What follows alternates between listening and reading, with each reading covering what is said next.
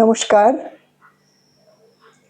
নিজের সাথে আমরা কখনো দুদণ্ড কি নিজেকে নিয়ে বসেছি? ভেবে দেখবার সময় এসছে। দিনের মধ্যে কিছুটা সময় যখন নিজের সাথে নিজের বসা খুব জরুরি এবং নিজের সাথে নিজের আড্ডা দেয়া। নিজের সাথে নিজে কিভাবে আড্ডা দেব?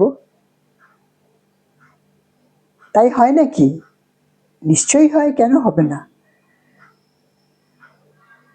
নিজের দোষ, নিজের গুণ, নিজের ভালো লাগা, নিজের মন্দ লাগা সব কিছু নিয়ে নিজের সাথে দিনের মধ্যে কিছুটা সময় বসতেই হবে।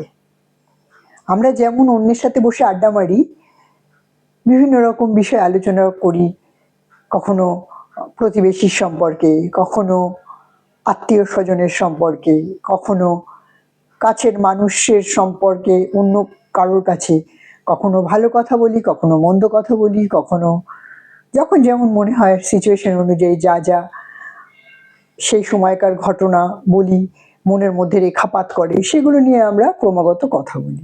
তাহলে নিজের সাথে নিজে কথা বলাটা তো আরো অনেক সুযোগ সুবিধে করে দেয় আমাদের মস্তিষ্কে, যে আমাদের প্রত্যেকটা অ্যাক্টিভিটি কি করলাম, আজকে আমি সারাদিন কি করেছি, কি কাজ করেছি,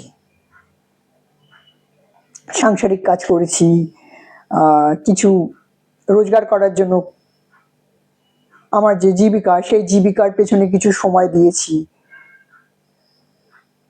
মূল্যবান সময়গুলো এইভাবে খরচ হয়ে গেছে। কিন্তু নিজের ভেতরের যে অন্তরাত্মা, তাকে কি সময় দিয়েছি, তাকে নিয়ে কি পর্যালোচনা করেছি, তার জন্য কি নৈবেদ্য সাজিয়েছি, এটাও ভাবতে হবে আমাদেরকে। সব থেকে বড় কথা জানেন তো, নিজেকে নিজে নিয়ে যদি আমরা বসি 2 মিনিট, তাহলে সব থেকে বড় পাওনা হয় আমাদের জীবনের বিভিন্ন কর্মে অনেক সময় আমাদের ভিতরে গিল্ট হয় যে ইস, এই কাজটা আমি অমুককে করে দিলাম না, বা কারোর প্রতি খুব রাগ হয় যে আমার সাথে এরকম বেইমানি করলো, বা কারোর কথা ভেবে একটুখানি হাসি আসে মুখের ঠোঁটের কোণায়। এই সবগুলোকে যদি আমরা পর একটা জায়গায় মনের মধ্যে নথিবদ্ধ করতে পারি, তাহলে দেখতে হবে যে কটা কর্ম যেটা আমার মুখে হাসি ফুটিয়েছে, যে কথাটা ভাবলে আমি আনন্দ বোধ করছি, আর কোন কথাগুলো বললে আমার ভিতরে যন্ত্রণা হচ্ছে, মাথা টিপটিপ করছে, বুকের ভিতরে ধড়পড় করছে। এগুলো আমরা আলাদা করতে পারি। কেউ বিট্রে করেছে, সেটা ভাবলে শরীরের মধ্যে রি রি করছে, কারোর কটু কথা মাথায় রিন রিন করে বেজে যাচ্ছে, সেগুলো আমরা যদি আলাদা আলাদা পাত্রে রাখতে পারি, এটা আমার কটু কথার পাত্র, যেখানে আমার কটু কথা অনেক জমা হয়েছে, এটা আমার বিট্রেয়াল হয়েছি বিভিন্ন লোকের কাছ থেকে, সেটার একটা বাটি হলো, ভালো লাগার একটা বাটি হলো, ভালো লাগার বাটিতে কটা আমি মনে মুক্ত জড়ো করতে পেরেছি। যদি দেখা যায় যে আমি বিরক্তি, রাগ, বিট্রিয়াল এর সংখ্যাটা আমার জীবনে অনেক বেশি, আমি আমার পাত্রগুলো ভরে ফেলেছি, তাহলে আমাদের কিন্তু ভীষণভাবে নিজের জন্য নিজের কাজ করাটা খুব জরুরি। কিভাবে, কেন আমি বিট্রিয়াল হলাম কারোর কাছে, আমার সেখানে কি ভূমিকা ছিল, আমি কতটা নিজে তাকে সুযোগ করে দিয়েছি আমাকে বিট্রে করার, সেগুলো আমরা পরপর একটা জায়গায় নথিবদ্ধ করতে পারি, এবং সেগুলো যাতে আমি ভবিষ্যতে না করি তারও বন্দোবস্ত নিজেই করতে পারি। কারোর পরামর্শ লাগবে না, কোনো মনোরোগের বিশেষজ্ঞের পরামর্শ লাগবে না, কোনো বন্ধুর পরামর্শ লাগবে না, কারোর কিচ্ছু লাগবে না, শুধু আমরা নিজেরাই নিজেদের, কেননা যে কথাটা আমরা মুখ দিয়ে কাউকে বলতে পারবো না, সেটা তো আমাদের ভেতরের অন্তরাত্মা জানে, যেটা ব্যক্ত করা যাচ্ছে না কারোর কাছে, ভাষায় না, চোখ লজ্জায় না, মুখ লজ্জায় নয়, বা কারোর দ্বারা সমানে কটু কথা, তার কটু কথা আমার মাথায় সর্বক্ষণ বাজে, এবং সে যখনই আমার সাথে কোনো কনভারসেশন হয়, সে কোনো না কোনোভাবে আমাকে কটু কথা বলে আঘাত দেয়। আমি তাহলে কি করব? সেটাও আমার পাত্রটা ভীষণ ভরে উঠেছে। সেই ব্যক্তিটিকে আমি আমার জীবনের সময় যতটা দিয়েছি, তাকে যতটা সম্ভব সময় তাকে কে কমিয়ে দেওয়া, যদি একদিনে না হয় একটু একটু করে 5 মিনিট 10 মিনিট 1 ঘন্টা এরকম করতে করতে তাকে সময় দেওয়াটা বন্ধ করা, তাকে কথা বলার সুযোগটা না দেয়া, যে কথা বলে সে আমায় হার্ট করবে। বা যদি এরকম হয় যে সেই কোনো স্থান, যে স্থানে গেলে আমি বারবার হার্ট হই, সেই জায়গায় যাওয়া বন্ধ করে দেওয়া। কারণ সেই মানুষগুলো তো আমায় পছন্দ করে না এবং তাদের মধ্যে প্রতিহিংসা পরায়ণতা আমাকে বারবার আঘাত করবে।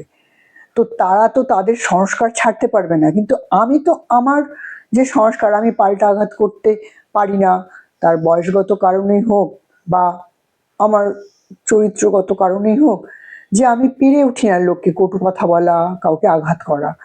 কিন্তু আমি কাউকে আঘাত করতে পারি না বা কটু কথা বলতে পারি না, তার মানে এই নয় যে আমাকে প্রত্যেকে কটু কথা বলে যাবে বা আমাকে কেউ আঘাত করে যাবে আর আমি একদম সেই শুনবো এবং কষ্ট পাবো এবং মনের মধ্যে সেগুলো নিয়ে পুষবো। অনেক বন্ধুরাই আমি দেখেছি তাদের জীবনে বিভিন্ন কষ্টের কথা তারা লেখেন ফেসবুকে বা ইউটিউবে শুনি। আমি প্রত্যেককে একটা ছোট্ট সাজেশন দেব, যে মানুষগুলো কষ্ট দেয়, দুঃখ দেয়, আঘাত দেয়, তাদের সংস্কার তারা ছাড়বে না। কেন?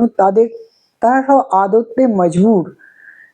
যেরকম আপনি বা আমি আদতে মজবুর, এরকম কথা কেউ শোনালে দাঁড়িয়ে দাঁড়িয়ে চুপচাপ শুনি। তো আমরা একটা কি করতে পারি, আমরা একটা সলিউশন বার করতে পারি নিজেদের জন্য, যে ওই ধরনের মানুষগুলোকে আমরা এড়িয়ে চলবো, যে তুমি তোমার জায়গায় থাকো, আমি আমার জায়গায় আছি, আমি তোমাকে হার্ট করব না আর আমি নিজেকেও হার্ট হতে তোমার দ্বারা দেব না। এটা একটা না, জানেন তো, অনেকটা কি বলবো, যারা লোকে কটু কথা বলে ভীষণ মানে তাদের প্লেজার, খুব আনন্দ পায় বা দুঃখ দিয়ে খুব আনন্দ পায়। দেখলি কেরো মুখের উপর চ্যাটাং চ্যাটাং 4টে কথা শুনিয়ে দিলাম। ছোটবেলা থেকে স্কুল কলেজ বন্ধু বান্ধব আত্মীয় স্বজনের মধ্যে দেখবেন কেউ কেউ থাকে খুব চ্যাটাং চ্যাটাং কথা বলে। তাদের কিন্তু আপনি দুটো চ্যাটাং চ্যাটাং কথা বলুন, তারা নিতেই পারবে না, আপনার সাথে এমন ঝগড়া বাঁধাবে যে দুনিয়াদারি মানে কাঁপিয়ে দেবে। এবার আসি আমার যে পাত্রটায় আমার যে কথাগুলো ভাবলে হাসি পায়, যে কথাগুলো বললে আমার ভিতরটা আনন্দে ভরে ওঠে, সেই পাত্রটা নিয়ে বসবো। যদি দেখি পাত্রটা খুব কম, মানে আমি কটু কথার পাত্রটা আমি নিজে ভরেছিলাম, বিট্রিয়ালের পাত্রটা আমি নিজে ভরেছিলাম, কিন্তু আমার যে পাত্রটায় সব থেকে বেশি আমার জন্য জরুরি, সেই পাত্রটাকে আমি ভীষণভাবে অবহেলা করে ফেলেছি। সেটা হচ্ছে ভালো লাগা।